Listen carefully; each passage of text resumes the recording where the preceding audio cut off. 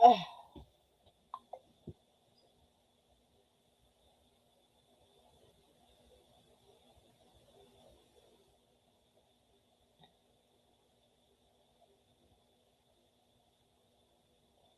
Hello. Magandang umaga mga kaloyalista at mga PBM supporter. Andito naman po kami ni Maureen Mia Villar alias TPL3 sa isa naman pong episode ng aming programang Politika Ensaymada Timapa. Ako po ang inyong lingkod, Benji Junior Contreras, nagsabing welcome sa aming programa. O TPL, ikaw na. magand magandang magandang umaga po sa ating lahat, Tito Benji. At pasensya na po kayo, medyo hindi po maganda yung Tinamaan aking. ng sipon. Oo, meron po akong sipon at obo, pasensya na po. At medyo mauso ngayon, Tito Benji, ang sakit, di ba? Malapit Oh. na po ang Pasko, pero mainit pa rin po ang mga balitang politikal. Tito Benji, simulan na natin kasi madami talaga tayong topic today. Simulan natin yung itong si Toby Chanko, Tito Benji. Nakita nyo ba na madami siyang sinasabi, Tito Benji, at napagkatataka kasi bakit ngayon lang siya maingay. Nag-iingay na naman siya. Diba, nag-ingay siya before, tapos nawala na naman, tapos ngayon bumalik na naman siya, nag-iingay siya about sa insertions, Tito Benji, na sabi niya wala. Pero yun pala siya, Tito Benji, meron siyang insertion sa kanyang distrito. Excuse me po. Meron siyang insertions doon sa kanyang distrito at sabi niya hindi daw yon insertions kundi correction. Yun yung kanyang palusot, Tito Benji. Kung correction yung Tito Benji, di ba ang nakalagay ang budget sa kanya is around 300 million. Di ba, Tito Benji? 300 million. Mm. Uh, Sabi niya, yun yung ano. Tapos, nung ano na sad, naging yung 300 million, naging 700. Hindi yun insert, hindi yun insert, hindi na yun na correction, mga kaibigan. Ang tawag dun insertion na. Kasi kung correction, hindi ganun kalolobo ng ganun kalaki. So ano ba talaga ano ba talaga pinupunto nitong ni Congressman Toby Tiangco ng Nabotas. So hindi natin alam kung ano klaseng palusot niya. Alam mo, sa totoo lang ito si Toby Chanko, ay sabi nga natin na talaga nakapagdududa talaga ito. Kasi malapit po siya sa ating mahal na Pangulong Bongbong Marcos, yung pinsan niya, yung pinsan ni PBBM, asawa niya. Pero Oo, ang mahirap, sa ngayon, nakikita na natin na kulay niya, kung ano talaga ang kulay niya. Ibig sabihin, makasarap po siya. Parang Trojan horse siya sa ano po ni PBBM. Ngayon, nag-iingay na naman po siya dito sa mga ano niya kasi walang may sagot yung si Sara Duterte sa kanya sa mga pasabog ni Ramil Madriaga. Kung naaalala mo nung isang Huwebes pa, ngayon pang 8 araw na, hindi po wala pa sinasagot rin. ni Sara Duterte yung yung Yung mga alegasyon ni Ramil Madriaga. Ito si Toby Chanko, naglilinis-linisan. Panay ang batikos sa mga kapwa niya congressman, maging kay Speaker Martin Romualdez na Romualdez. pinsan rin ng kanyang asawa. Pero siya pala, meron din insertion. Yun ang naano po Ayan, no? natin na Natatawa, nakakatawa ka dito, Benji, kasi sabi niya, yung 754 million, ano daw, correction. Hindi daw yan insertion. Pero from 300 tapos i-correct mo ng 750? Hindi to correction. Ito ay napakalaking insertion para sa kanyang distrito. Hindi ko alam kung maniniwala yung kanyang kapwa na mga kongresista sa kanyang palakad na ito ay hindi insertion kundi correction. yung nag-jump from 300 million to 700 million pesos. So, ewan ko, anong paano to? Ang laki naman ng adjustment. Ito yung, grabe naman ang adjustment. So, wag siyang magmalinis kung ganun din pala na meron siyang mga ganyan. Kasi, hindi na yan, hindi na yan siya makakalusot ngayong mga panahon, Tito Benjo. Napaka-strict na Ngayong ngayon. panahon, hindi na talaga. Noong Oo, 2025 yan. hindi na makakalusot yung mga ganito kasi nakatingin ng mga tao, lalong-lalo na ngayon na yung Bicam po, for the first time in our history, naka-livestream na. Di ba, Tito Benji? At tatlong beses na naka-livestream. At nakikita po natin sa pag-livestream kung ano yung talagang nangyayari sa isang bicameral conference. Nakikita natin kung sino yung nag-grandstand, Tito Benji. Diba? Yung ginawa ni Amy Marcos sa kay DPWH Vince Dizon. Yung mga ganun. First time po in history, ganyan. At sino ang nagsulong nito? Kasi transparency na to, Tito Benji, na makikita natin ano nangyayari during a bicameral conference. Si dating Speaker Martin Romualdez, siya yung nag-push Si niya. Speaker Martin Romualdez niya, noon pa pong Siya, Agosto, nung oo, speaker pa siya.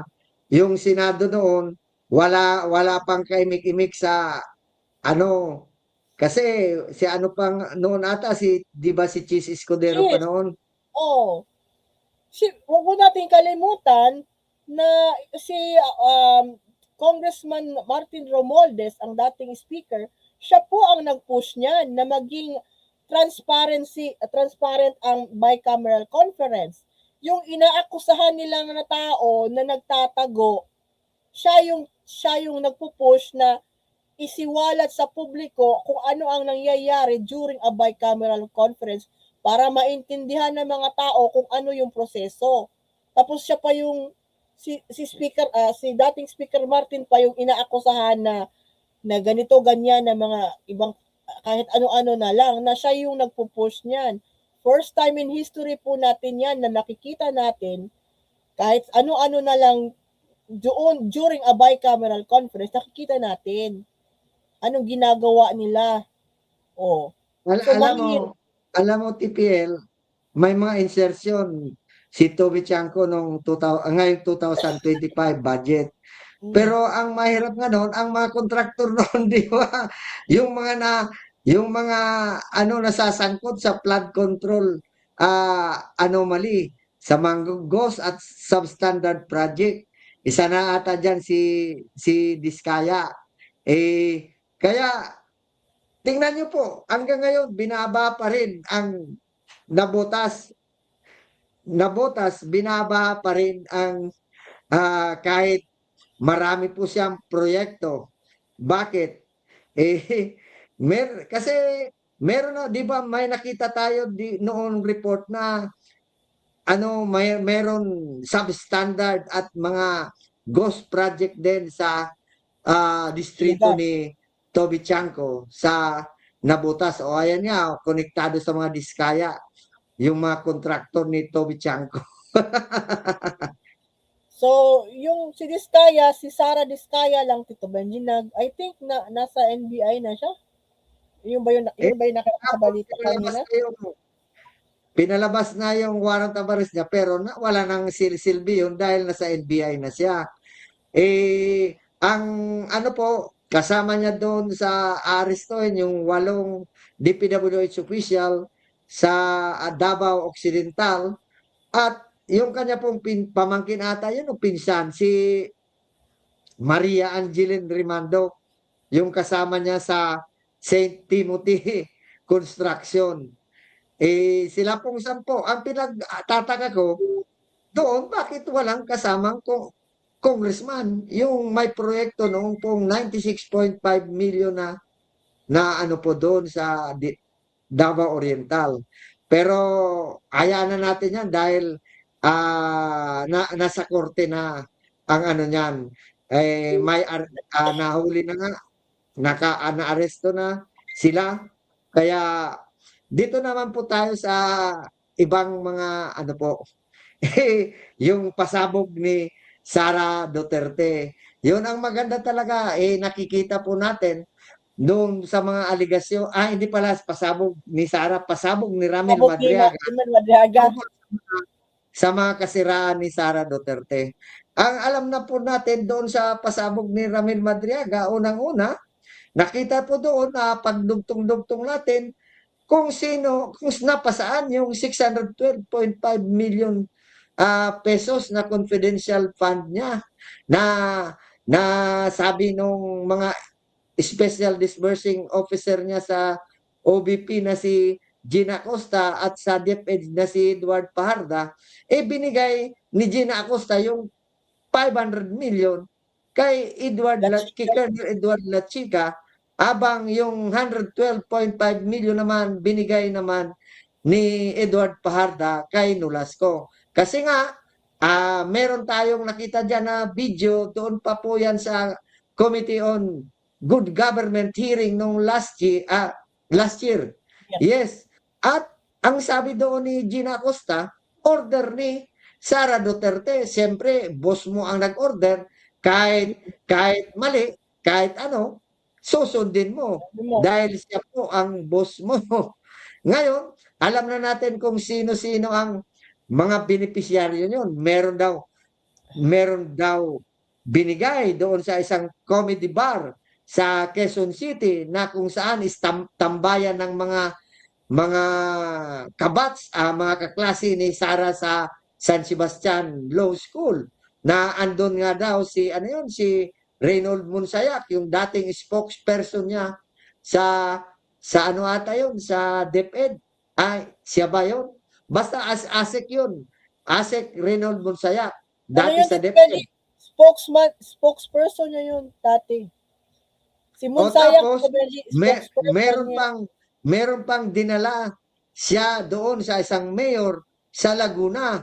Meron Sino din kaya yun? pong dinala doon sa ano yun, iniwan sa SM Mall sa Quezon City, na ang kumuha ng sasakyan yung asawa ng isa pong ombudsman prosecutor na pangalan Attorney Kilala ata yun. At yung pinakaano yun, yung inutos daw ni Digong na kunin yung isa pong super grandia na naglalaman ng 1 billion pesos cash at iniwan niya sa isa pong parking ng mall ba yun?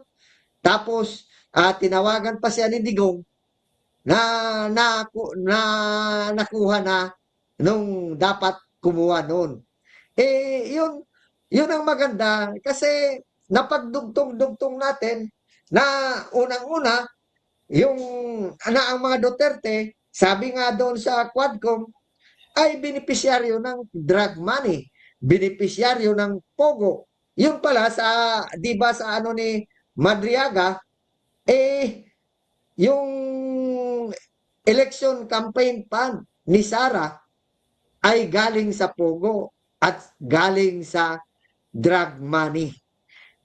Kaya alam po natin kung napagdugtong-dugtong na, kaya kailangan lang talaga imbestigahan po ito, ang mga aligasyon ni Madriaga. Aligasyon pa lang kasi hindi pa natin napapatunayan dahil wala pa naman pinapakitang mga ebidensya. At sabi nga, napakatahimik ni Sara. Simula nung isang Huwebes hanggang ngayon, 8 days nang nakaraan, tahimik pa rin siya. Ang sinagot lang po niya, yung tungkol doon sa plunder case na inahain sa kanya sa office ng ombudsman. Pero ito, sabi nga ni Mami Pebbles Talakera, hanggang ngayon, walang sagot si Sara. Nararapat lang na unang-una, imbestigahan ng ombudsman kasi meron na ngang, di ba may nag-file na sa ombudsman yung abogado ni Ramil Madriaga, si Attorney Raymond Palad, na ano po, dapat imbestigahan yung mga aligasyon at dapat isabpina yung tatlong cellphone ni Ramil Madriaga na nasa custody ng Manila RTC. Ito may handwritten na si Madriaga at Tito Benji. Ang ano dito sa kanya kasi handwritten yung kanyang mga testimonya eh. Ibig sabihin nito, yung nagkasulat nito, ibig sabihin hindi to nako-quote. Hindi to basta-basta nako-quote, hindi ko nga mabasa masyado eh. Ito po Parang kwento. sulat kasi ng doktor eh. Oh, sulat po to. Ito po ang sulat kamay ni Ramil Madriaga. Ito po Yung ay tungkol yan sinulat kay Harry Roque tungkol ito kay Harry Roque. Ito daw po ay ang rason kung bakit siya lumabas, Tito Benji. Bakit isa sa mga rason kung bakit siya lumabas. At at isiniwalat ang kanyang nalalaman tungkol sa ano. O yan po, 2 pahina po ito. At babasahin po natin kung ano yung nakasulat dito na naka-translate na kasi mahirap po basahin ang kanyang sulat kamay. Ang ibig asan na ba 'yon? Yung paki-ano yung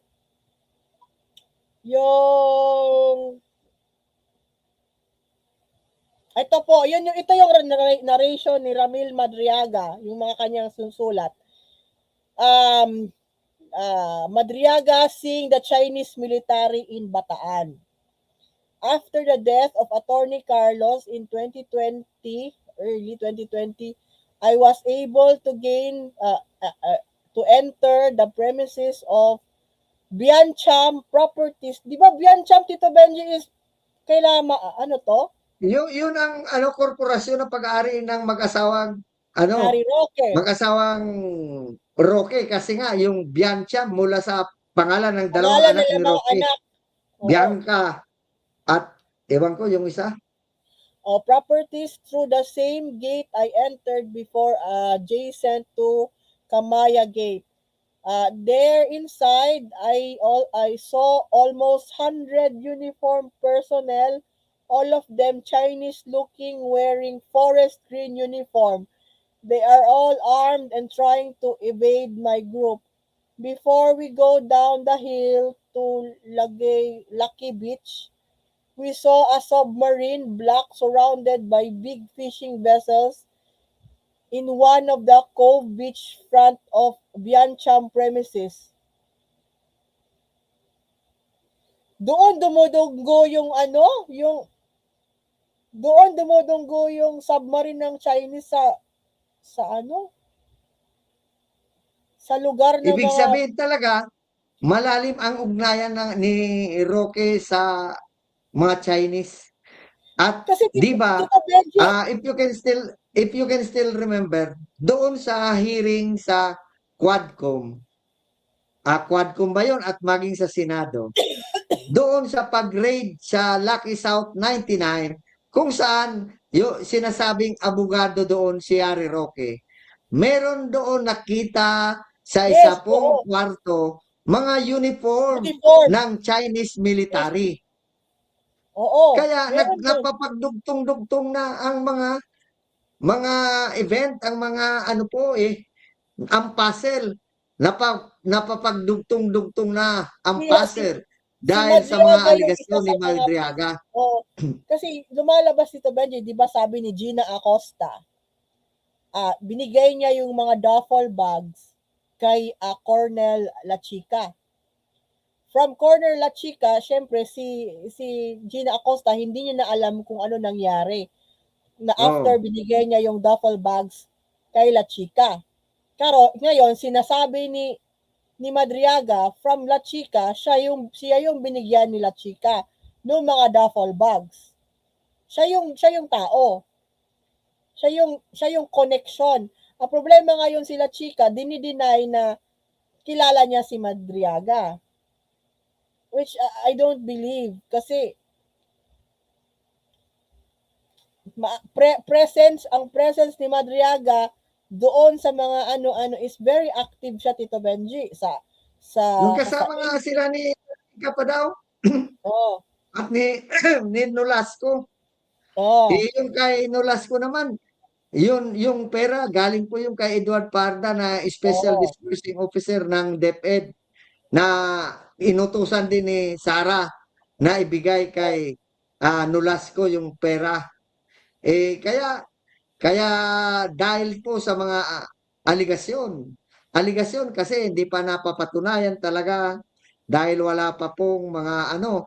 Pero dapat lang na yung ombudsman isabina po yung tatlong cellphone na under custody ng korte dahil doon sa kidnapping case ni Ramil Madriaga. Kasi sabi nung abogado nilang si Raymond Palad, nandoon sa Cellphone. sa cellphone yung mga text messages, yung mga call logs, yung mga record ng mga tawag at yung mga larawan na nakasave doon na magpapatunay talaga na sa kanya pong mga aligasyon. Ang mahirap po noon sa korte, baka meron pong mga koneksyon na ano po sa cellphone na under the custody of the court.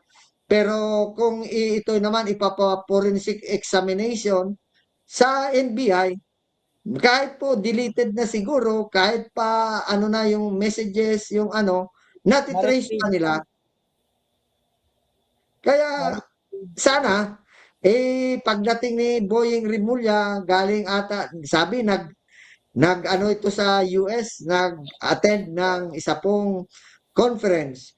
Sana aksyonan niya na masubpina kasi may ano naman po siya, may kapangyarihan na subpina po yung mga ebidensya para sa kanya sa investigasyon. At isabay na diyan yung hinihingi ng House of Representatives, lalong-lalo na yung Makabayan Black.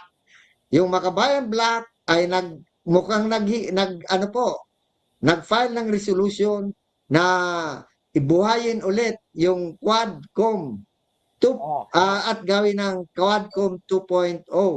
Imbestigahan ito pong mga aligasyon, imbestigahan ang sinasabi ni Madriaga na yung na tumanggap si Sara Duterte ng pundo galing po sa illegal drugs maging sa Pogo. Yung sa Pogo, alos konektado na yon kay Harry Roque. Then ito pa pong sa illegal drugs, di ba tinuro din ni Madriaga na yung asawa ni Sara Duterte na si Man Scarpio, siya pala ang utak ng 1.6 tons ng pinalusot na shabu doon sa magnetic lifter. If you can still remember, dalawang beses po pinalusutan ang immigration. 2017, yung sa magnetic lifter yon na ang Bureau of Immigration Commissioner ay si Nicanor file doon. Then 2018, meron naman po sa magnetic lifter na pinalusot. Yung ang Bureau of Immigration Commissioner, not Immigration, Custom, Bureau of Custom Commissioner, si Isidro Lapina, lahat po mga tao ni Duterte. Sila ang mga utak talaga. Si Jimmy Guban, si Mark Taguba, Taguba. mga maliliit na isda na ginawang fall guy. Di ba na-mention nga po ni Jimmy Guban doon sa hearing sa Quadcom na may parang na-mention siya to protect, to save the Queen. Ano yung anong di ba na yun na yan Pero siya sinabing, save the Queen at oh, protection ng drug shipment. Sabi ni Jamie Guban, Davao Mafia exists. Ang purpose ay to save the Queen. Ngayon, alam naman yun po nga, natin kung sino po ang sinasabing Queen. Sino pa ba ang Queen? Alangan naman si Anilet Abencena. Alangan naman po si Elizabeth Zimmerman na mga common law wife at dating asawa ni Digong. Hindi pwede yun. Sino ba ang nag-ambisyon? At sino ba sa mga Duterte ang tinatawag na Queen? Sabi nga po ni Jimmy sabi ni Madriaga, Ay sabi nung kapatid ni Madriaga, yung Tintin Madriaga, mas demonyo pa sa kay Digong na demonyo. Ibig sabihin, mas demonyo pa kay Digong. Kung si Digong ay demonyo, mas demonyo pa kay Digong si Sara Duterte. Kaya kailangan talaga Grabe. buksan ulit at buhayin ulit ito pong Quadcom 2.0 para imbestigahan yan mga ano na yan. Ikaw, Ah. anong tingin mo?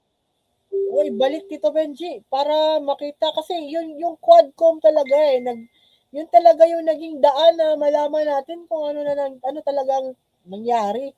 Ano nangyari before. Dahil sa Quadcom, ano nangyari? Madami na asan na ngayon si Duterte? Napunta na doon sa dahig. Oh. So, may gamit ang Quadcom, Tito Benji. I think so. Malaki malaki yung nagawa ng Quadcom pagsisiwalat kung ano talaga yung parang anay sa ating lipunan ba na hindi natin napapansin. Hindi na pala yung tawag dito, yung bang, let's say, maganda yung sa ataas, pero yung inaagnas na pala sa baba.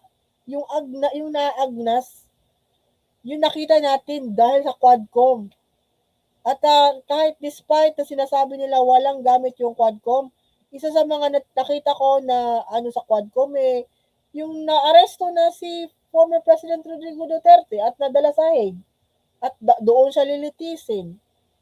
Dahil, Alam mo, TPL, sa ganitong ngayong panahon, nakikita ko po kung gaano talaga yung leadership ni dating Speaker Martin Romualdez kumpara sa leadership ni ngayong Speaker Budjidi. Baka naman sabihin na ako po binabatikos ko po si Speaker Budjidi na kaalyado ng Pangulo. Pero tingnan po natin, pagkumparahin po natin. Noon pong panahon ni Speaker Martin Romualdez ay ang trust rating, ang confidence rating, ang performance rating ng House of Representatives mataas pa sa Senado. At dahil nga sa leadership ni Speaker Martin Romualdez, ngayon parang nagdadala-dalawa ito si Bogie D kung bubuhayin ulit yung Quadcom. Yung yung investigasyon ni Terry Redon tungkol sa yun, tungkol yung kasabay ng ng Blue Ribbon Committee tungkol sa flood control project anomaly. pinatigil Biglang niya. nawala. Wala. Pero kung kay Speaker Martin Romualdez yun, tuloy-tuloy hanggang maipalabas talaga ang katotohanan. Ikumpara mo, ako po supporter ako ni PBBM, loyalista nga. Pero nakita ko po ang kaibahan ng leadership ni Speaker Romualdez noon at ni Speaker Budjidi ngayon. Kasi parang sabi nga ng mga ibang mga loyalista, parang yung si Speaker Budjidi, parang walang Ano siya, kabuhay-buhay na speaker. sobra lang siguro siya, Tito Benji, cautious ba? Hindi, sa sobrang cautious, hindi na siya kagalaw. Parang ganun. Yun yung tingin ko sa kanya eh. Hindi siya masyadong proactive. Yun na siguro yung word. Hindi siya pa proactive. Bale, ewan ko bakit siya ganun din. Kasi compared to dating Congressman Martin Romualdez, si Congressman Martin is visible talaga, Tito Benji. Visible si MR before. Makikita mo talaga siya. Kahit Saka ano, bubuhayin agad yan. oh. Yung Quadcom. Bali, yung parang hinahayaan, si Speaker Martin before, hinahayaan niya yung mga komite sa House, gawin ang kanilang, trabaho. Hindi siya ganun, hindi si Speaker Martin. Hindi siya yung ano ba nagpipigil. Kung gagawin niyo 'yan, gawin niyo kasi 'di ba madami nung time ni Speaker Martin, madaming mga committee sabay-sabay sila naghi-hearing. Sabay-sabay. Sabay-sabay naghi-hearing, TRICOM, QUADCOM, KINTACOM, Committee on Good Government. good government, sabay-sabay sila. Ngayon hardly Wala tayong wala nakikitang tayong hearing. nakikita. Yun yung napansin ko, hardly hindi sila nagsasabay-sabay. Kung meron man, one on at a time. Nung time ni Speaker Martin, sabay-sabay eh. Pero Hindi mo alam.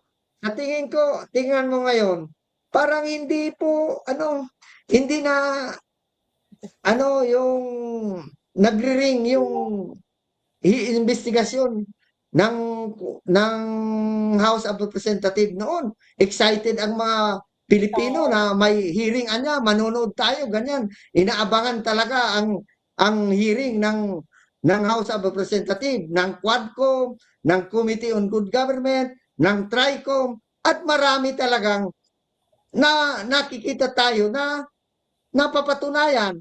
Katulad nung sa QUADCOM, tingnan niyo po yung koneksyon ng mga Duterte dito sa mga illegal pogo, maging sa illegal drugs, na ipalabas doon ng mga testigo doon, si Colonel Acerto, si Colonel Juby Espinido, si Arturo Las Cañas, at yung iba pa, si Jimmy Guban, si Mark Taguba, lahat po yun mga naipalabas. Pero ngayon, parang walang kabuhay-buhay ang House of Representatives. Yung word is matamlay. Ano yun? Matamlay ba? Tama ba sa Oo. Tagalog? Matamlay. Walang kabuhay-buhay. Yun yung maisip ko, matamlay. Kasi I remember, nung si Speaker Martin pa yung Speaker of the House, yun, sabay-sabay yung mga hearing eh. Kinakaya naman nila eh. Oo. Walang araw in a week na mayroong magsasabay. Talagang may hearing. Masigasig yung mga kongresista before na nagmi-meeting sila, lalo na yung sila Congressman Benny Abante, si Paduano. Yung younger.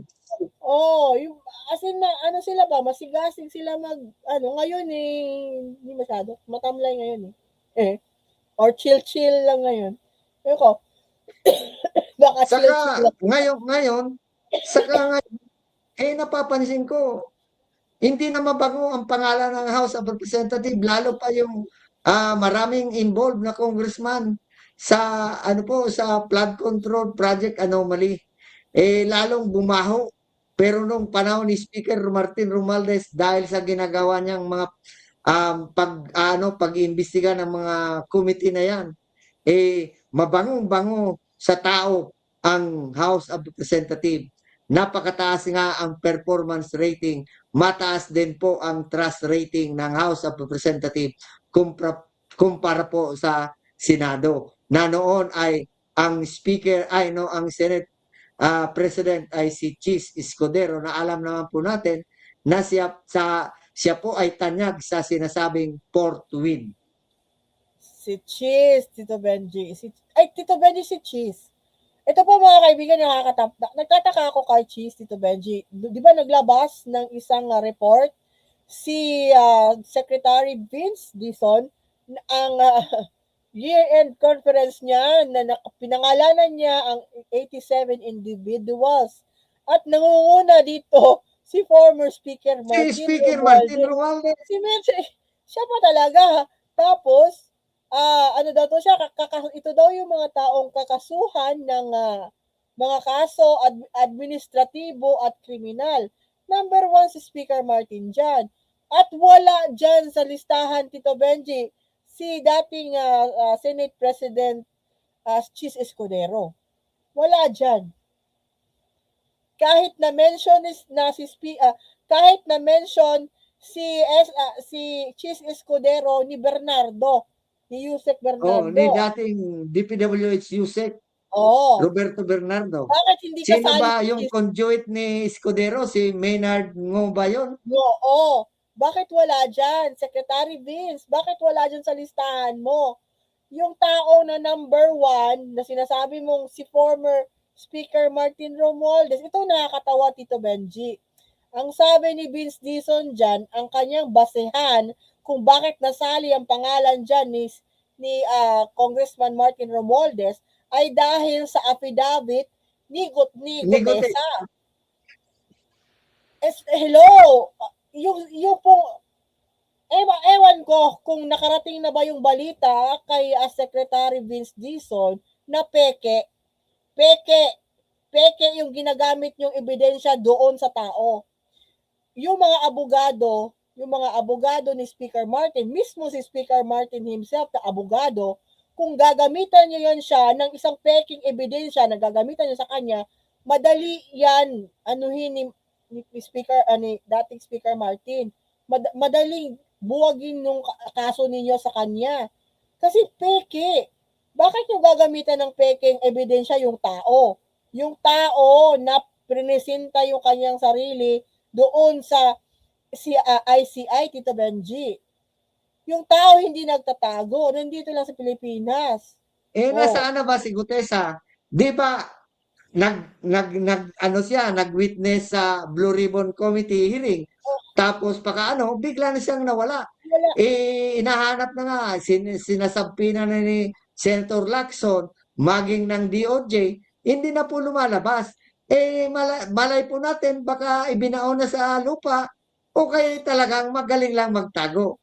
Nakapagtataka, ito si Gutesa, yung affidavit ng Gutesa ay pinagbasihan, kaya nasa listahan si Speaker Martin Romualdez, pero yung testimonya ni Yusek Roberto Bernardo, na nagbibintang kay Chis Escudero na rin po, benepisyaryo ng mga kickback sa flood control anomaly, ay wala si Escudero doon. Na kung iisipin po natin, ito po si Yusek Roberto Bernardo ay probationary na inaccept sa Witness Protection Program. Di ibig sabihin, yung Department of Justice ay naniniwala kahit sa mga pahayag ni Roberto Bernardo. Bakit si Secretary Vince Dizon hindi man lang linagay yung pangalan ni Escudero doon? Bakit ang nakalagay doon si Speaker Martin Romualdez, number 1? Number 2, si Saldico. Si Bong Revilla nga, si Chis Escudero, si Bong Revilla, si Joel Villanueva, at si Jingo Estrada, mga number 4, 5, o 6. Number 3, si Bunuan ata yun, si dating secretary ng DPWS, Manuel Bunuan. Bakit palaging number 1 si Speaker Martin Romualdez? Kasi pag naano mo po si Speaker Martin Romualdez, nakasuha na tuloy-tuloy po yan, may domino effect po yan kay PBBM.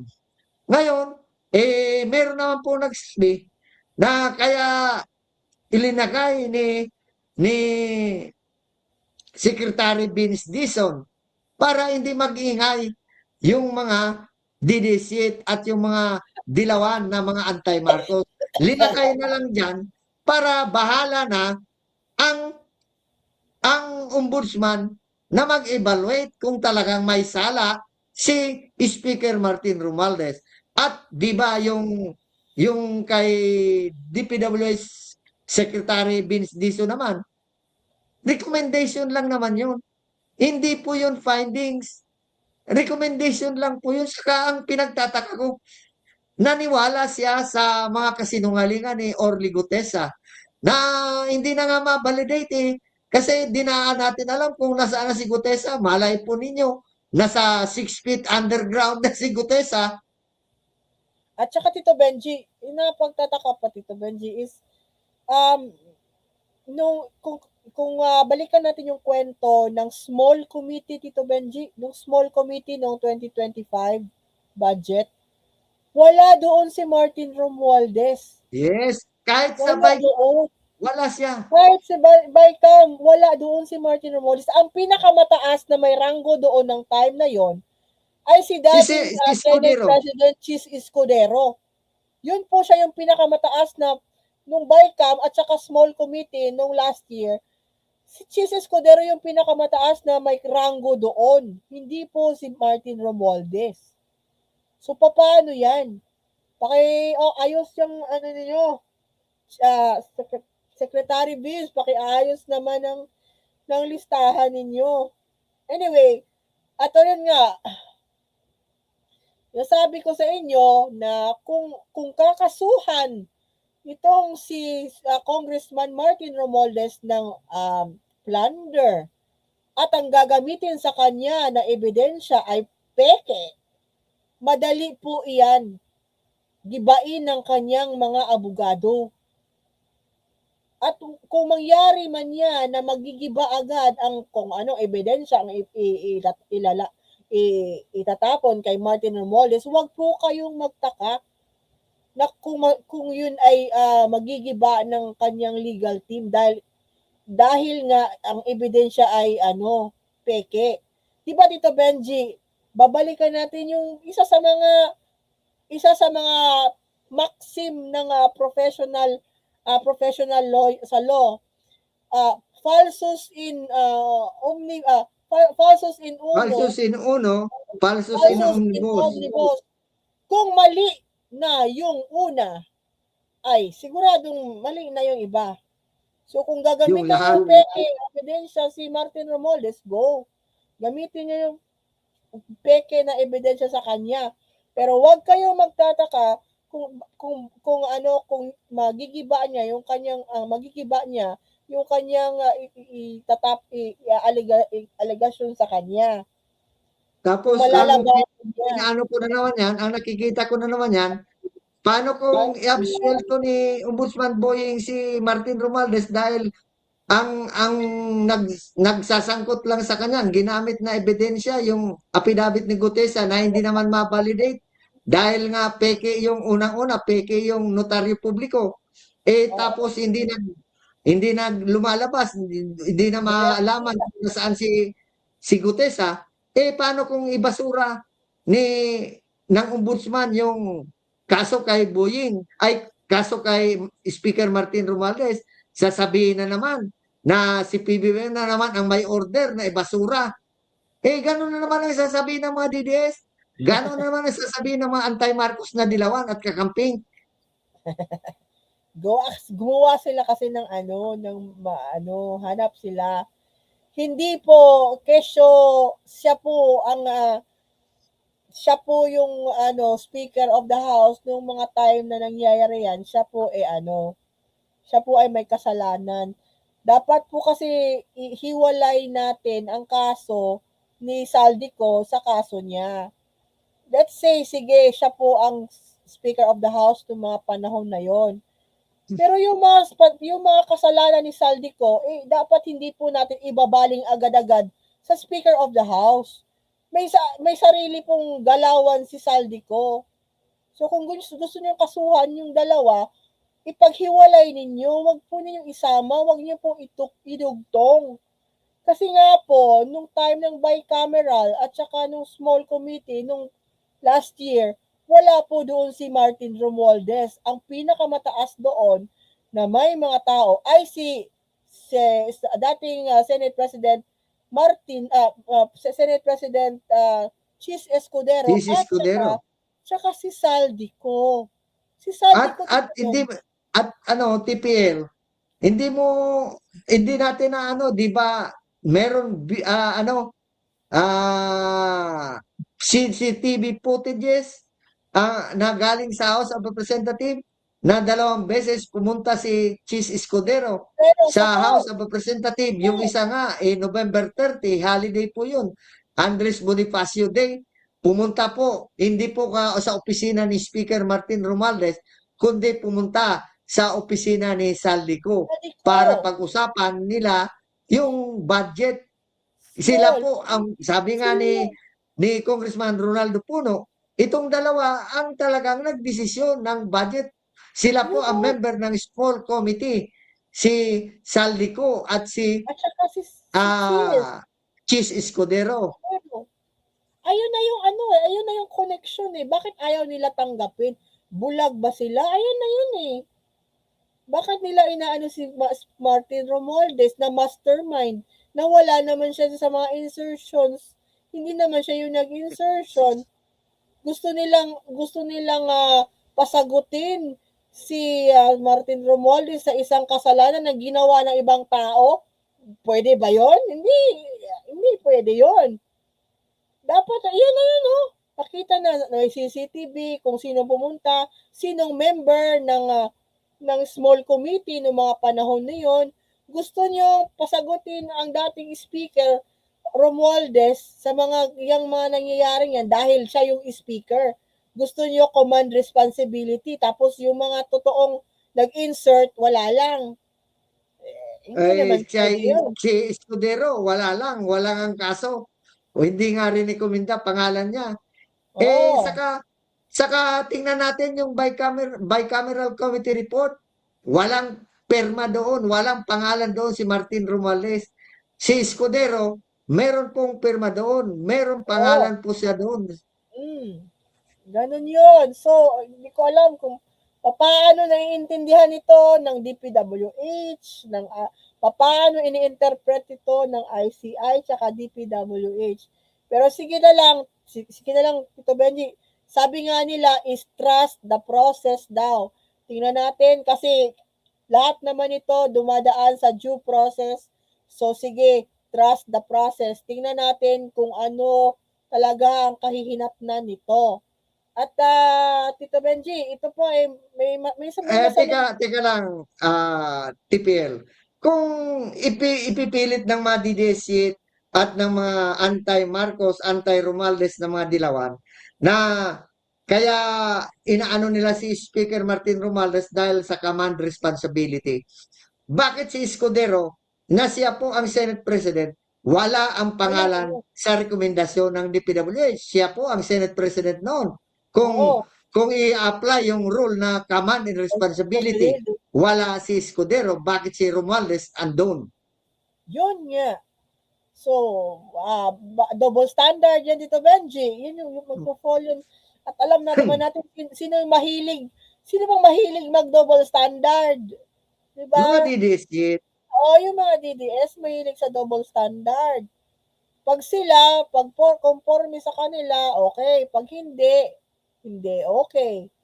Oh. So, ato Tito Benji, isang regarding sa DPWH, isang malungkot na balita ang pumasok kanina. Yes. Malungkot po na balita ang nakita po na walang paano ba natin ito i-describe? Wala nang buhay. Wala nang buhay at nakita po sa bangin. Parang nahulog sa bangin, Tito Benji. Itong si ang pangalan niya, Cabral. Dating DPWH Yusek Maria Catalina Cabral. Siya po ang hepe ng planning ng DPWH. At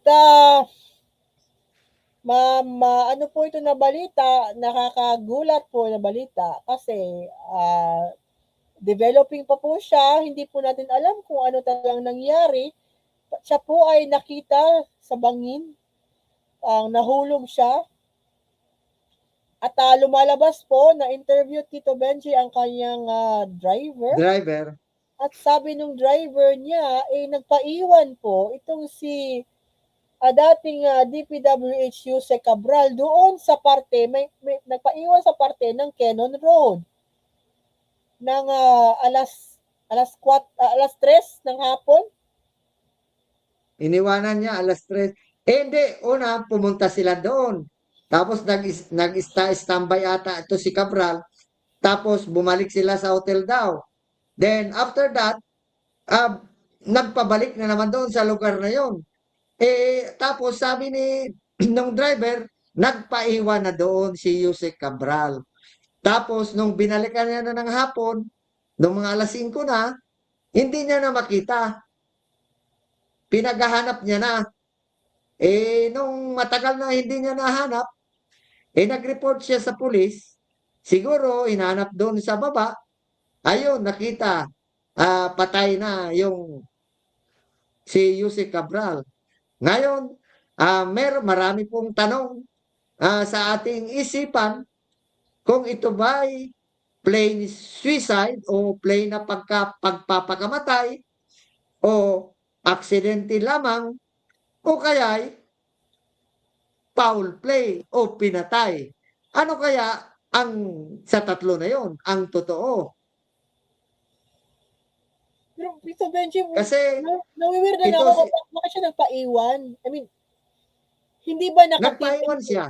o hindi ba natimbrehan ng Iniwanan ng driver? driver. O baka hindi ba na-feel ng driver na baka yung boss niya may masamang intensyon, bakit nagpaiwan doon?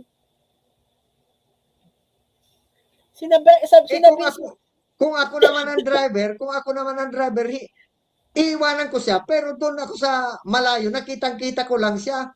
oo. Kung tapat ka talagang driver sa iyong amo, ganun ang gagawin mo. Kaya parang may butas din yung pahayag ng driver. Pwedeng pagdududahan din siya po ang number one suspect doon. Kung ako ang Kasi pulis, siya ang pwede kong number one siya suspect. yung last nakakita. At siya yung sinabi talaga niya iniwan niya doon. Hindi ba niya na-feel na sa ikalawang pagkakataon na yon na gusto magpaiwan doon? Nasaway na siya nung first. Tapos pumalis sila, bumalik.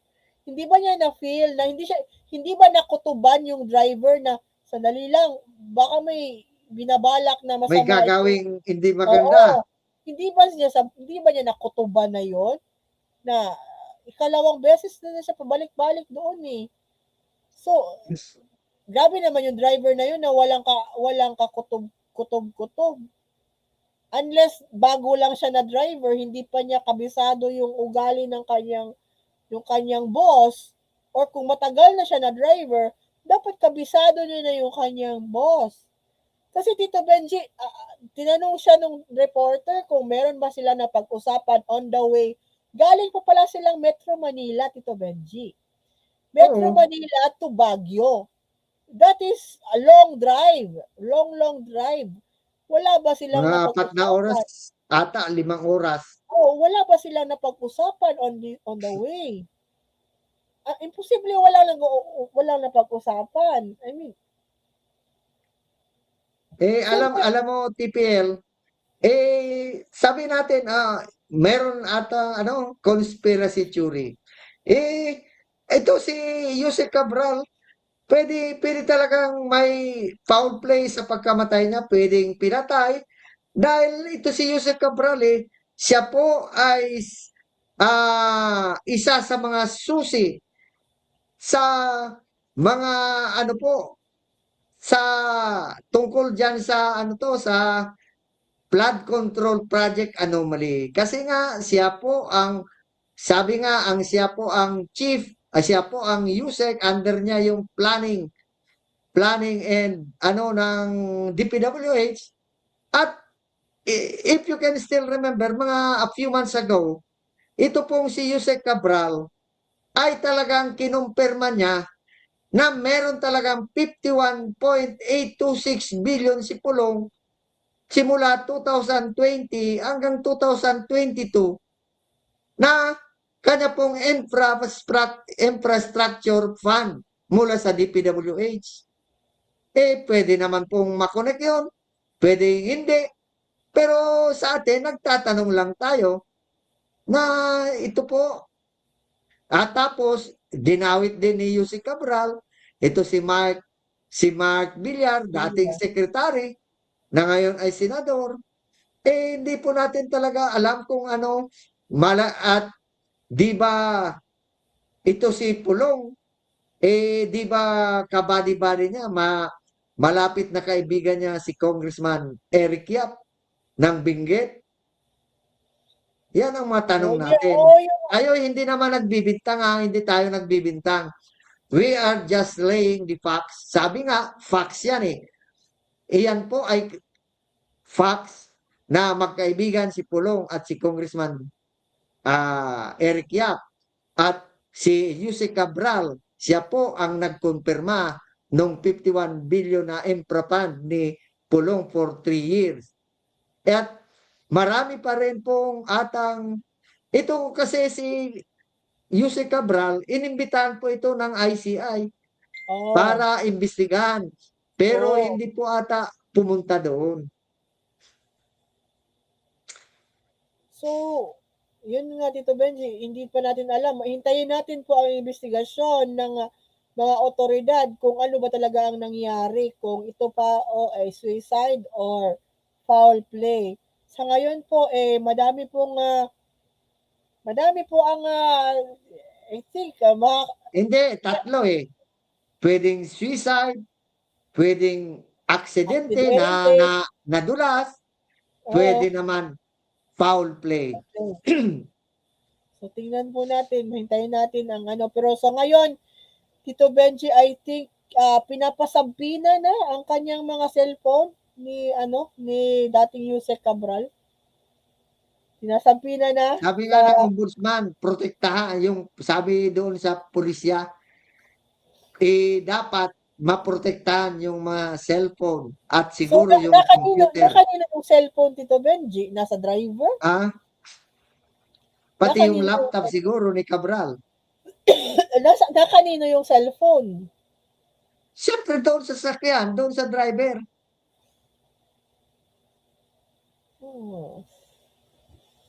So, meron nang may tumatawag na sa kanya yung ito, meron nang para bang kinukumpara itong nangyari na to kay sa pangyayari ni remember mo pa yon si General Angelo Reyes, Tito Benji? Oh. Parang ganun daw. Hindi. Yung Hindi, kay no? Reyes, may mga nakakita na andun yung driver niya, yung alalay niya, na talaga nagpakamatay. Ito, walang no witness. Walang witness except yung last person, yung driver. Last person to May see her alive. may nagtatanong. Tingin nyo, hindi kaya kinaya yung pressure at depression at political pressure na rin? Ako, hindi naman ata yun. Parang maano din, ang tagal na nito ni Cabral sa DPWH, 40 years 40 ata. years. Oo. 40 years, experience na po siya. Alam niya na kung ano-ano ang pressure niyan. Noon pa simula, yung korupsyon, simula sa panahon ni Corazon Aquino. Ako, alam ko, ang sa DPWH, grabe ang korupsyon simula pa noong kay Corazon Aquino. Tanging si PBBM lang nga ang nagsiwalat, ang nag-expose ng korupsyon, lalo na sa flood control project. Tapos siya pa ang pinagdududahan na siya ang mastermind. Pero sa tingin ko, hindi yun sa depression Tito Benji, o sa political mga ganun pressure. na pressure, Tito Benji, meron namang paraan. Dapat sinumiti niya yung sarili niya sa sinumiti niya yung sarili niya sa NBI. May mga otoridad. Kung talagang pressure. Pwede naman siya maging pwede siya maging witness witness. protection program. Yes. Yun yung Katulad ni Yusek Bernardo. Katulad ni Diskaya, Tito Benji. Si Diskaya, si Sara Diskaya. Hindi, wala siya sa protection program. Pero na-arrest na siya ba? I mean, proseso. Isa ilalim ninyo yung inyong mga sarili sa proseso para maibanan ang pressure. Hindi yung, ewan ko lang, hindi kasi, siguro hindi din niya Sa bagay, meron naman kasi mga tao na mahina ang loob, mahina ang sa kunting pressure, nagpapakamatay na.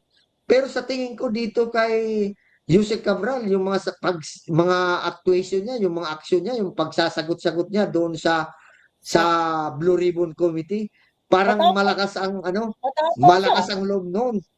Saka alam niya kung paano lumusot siguro dahil sa 40 years experience niya. O matapang siya, matapang nga siya Tito Benji sumagot, 'di ba? Tsaka wala siyang Oo. paligoy-ligoy na sagot. Dire-diretso pero yung nahirapan siya, yung may video doon na medyo nahirapan siya kay Ridon. Nung Pero ang tinatanong na ni pinagtataka ko, ito si Jose Cabral, bakit hindi man lang siya inano, ah, na ano, na cite in contempt, na pakulong o nakulong sa Senado, eh bakit hindi katulad ni na Yusek Bernardo, ni na DA, District Engineer Alcantara. Tito Benji ito, may bago yung sabi ng driver. Ex-DPWH Yusek Cabral nagpaiwan malapit sa maanumalyang 114 million rock netting project.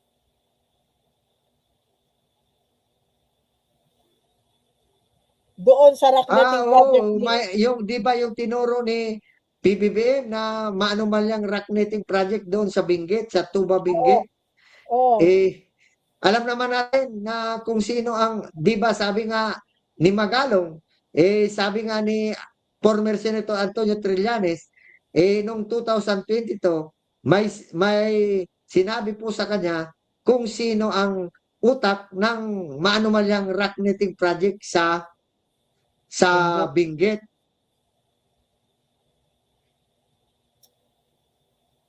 Ano yan? Ano yun? Clue na to, Tito Benji? Clue. Ewan Kung, natin, kung saan siya na na ba clue na. dapat talaga imbestigahan niya ng kapulisan, maging ng NBI, kung ano talaga ang katotohanan. Kung ito po'y aksidente lamang, kung ito po'y plain suicide, o talaga meron foul play na talagang pinatay po siya. Di natin malalaman yan kung hindi imbestigahan niya ng hindi po yan masusing imbestigahan ng mga otoridad. Pero may clue na, parang may clue. Kasi hindi ka pipili ng lugar. Kung, sa lahat mo naman ng lugar, bakit dyan? Bakit dyan pa? Di ba? I mean, clue ba yan? Or gawa-gawa lang ng driver? Imbestigahan Malay din ng natin, driver. baka yung driver, di po natin alam. So, yan po ngayon ang aming mga maiinit na mga Mga issue, balita, paksa. paksa ngayong week. At sa susunod na week, Tito Benji, Pasko na. Next, after Pasko na tayo Tito 26. Benji. After Pasko na yun, no? 26. Ano Oo, kaya after, kung meron tayong live nun? meron pa tayong live sa Pasko. Sige. Hindi, Oh, meron. hindi, 26. Hindi na Pasko yung Oh, after Christmas na after. yon. So, sige, Tito Benji. 1 hour na tayo, Tito Benji. O At sige, paalam na tayo medyo ah. magpapaalam na Eh, po kami. Medyo mainit na naman po ako. ako Nilalagyan na ko na muna. kayo. Ako Sige. na muna. Ako, umaasa pa rin. Kasi, ngayon, 19. 6 days more to go bago mag-Christmas. Sana po, tuparin ni Ombudsman Boying Rimulya, tuparin ni DILG Secretary John Vic Rimulya, maging yung ating mahal na Pangulong Bongbong Marcos, na sabi po nila, may makukulong na malaking isda o butanding before Christmas. Kasi pag wala pong nakulong, si Sara Diskaya lang at yung iba pang mga maliliit na opisyal ng DPWH, marami na naman po ang mambabatikos, marami na naman po ang sa ating Pangulong Bongbong Marcos, sa kay Ombudsman Rimulya, maging kay DILG Secretary Rimulya, at sa administrasyon ni PBBM na panay hindi naman tinutupad. Yun kasi sila po ay nagpahayag before Christmas. may mga malalaking isda o kaya'y butanding na mga makukulong. Yun po ang aking inaasahan. Kahit isa man lang na congressman o isa man lang na senador, okay na yun basta may makulong. Matupad lang yung kanila pong mga pangako. Oh. So before tayo, Tito Benji, mag-say hello tayo kay 4BBM Vlog. Hello. Magandang araw sa kay Juan Sandugo, kay Sweet Tinoy, kay Emerita Mendoza Negueras watching from Japan, kay Florida Greenfield, hello, kay Jackie Anderson, kay Neil Deluta, kay Ryan Udang, matagal na daw tayo Eh, kayong wala sa live. sabi ni Ryan Bumalik, Udang, matagal daw tayong nawala. Nagbalik na tayo noong balik na, November nagbalik na 3, kami. Nagbalik na kami, kaya kami may nag-live ngayon. mid-November. Oo. So, hanggang dito na po talaga, pasensya na po, masama po talaga yung aking, pakiramdam. So, hanggang dito lang po kami muna dito to Benji. We will see you all next Friday after Christmas. So, advance Merry Christmas na lang sa lahat. At sana po masaya ang ating mga Noche Buena. So, Tito Benji, advance Merry Christmas, Tito Benji. I will see you next Oh, week. Merry Christmas din sa'yo. Merry Christmas. Happy New Year na. Advance Happy New Year. Happy New Year. Hanggang dito lang po Sa kami. inyong lahat ng mga Oh, kaloyalista at Huwag mga niyo PBB po, supporter. huwag niyo po Merry Christmas. kalimutan mag-like, share, and subscribe ng Politika Ensaymada at iba pa. Huwag mo kanyong kaligtaan mag-follow kay Tito Benji. Nagla-livestream po si Tito Benji sa kanyang page every 8 o'clock ng everyday. Ako po, kung meron gusto po ninyo magbasa doon po sa TPL3, mahaba po yung babasahin ninyo doon.